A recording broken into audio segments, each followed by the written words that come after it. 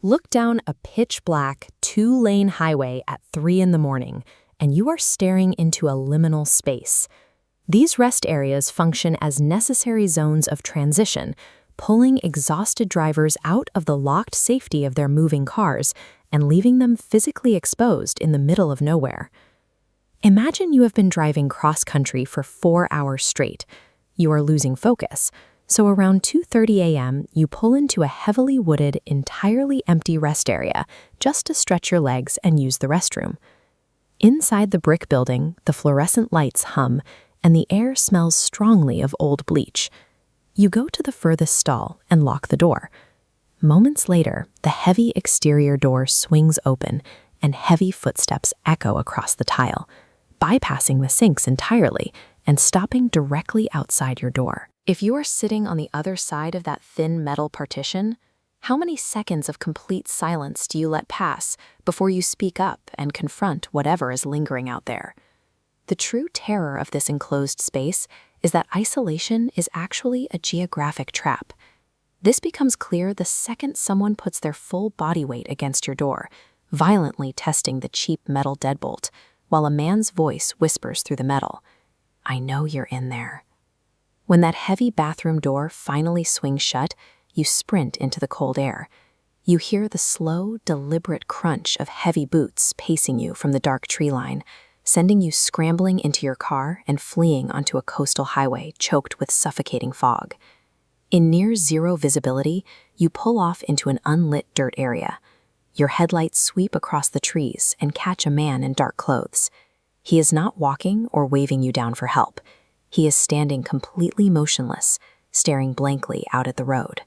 This map tracks the physical impossibility of what happens next.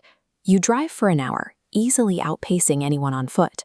Yet at the second designated rest stop, your headlights reveal the exact same motionless man. Faced with two highly conflicting realities, your brain struggles to reconcile the facts. You have to decide if exhaustion is playing tricks on you, or if you are looking at an active, physically impossible threat. The identical build, clothing, and posture suggest a coordinated effort to bracket the vehicle rather than a chance encounter with a drifter. The motionless figure slowly turns his head, locking eyes through the windshield glass with an impossibly wide, deranged grin. Pure survival instincts take over, and you instantly throw the car in reverse to flee. Transitioning this diagram to the physical layout of the parking lot shows how quickly the trap springs.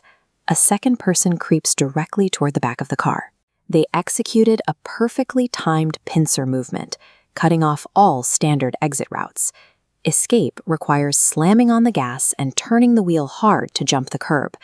As the escaping car rapidly peels out onto the foggy highway, a sudden, violent, heavy impact hits from behind, filling the cabin with the sickening crunch of metal on metal.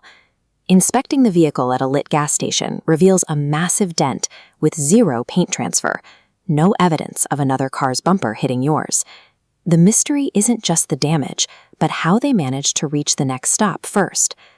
Trying to shake off the paranoia, a solo driver traveling through the mountains pulls into a brightly lit, populated roadside diner to find safety, rest, and a hot meal.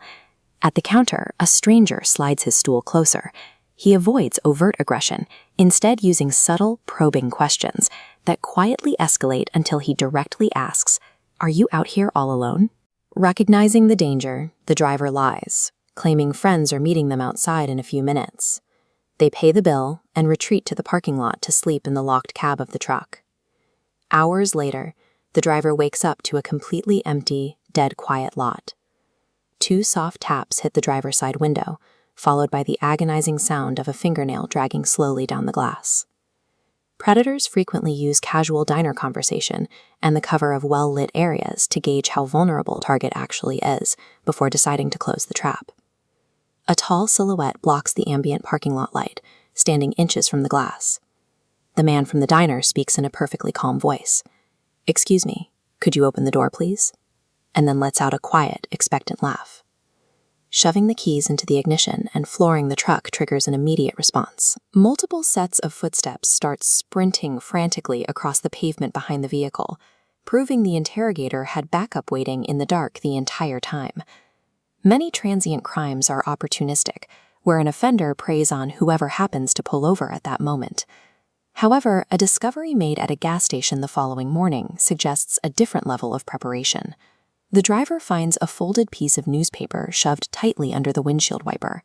Unfolding that torn, grease-stained paper reveals the driver's exact license plate number, recorded meticulously in thick black pen. The note confirms that the driver had been a known variable long before the encounter at the diner. They were assessed, documented, and tracked across state lines, proving that a completely empty highway is never truly empty.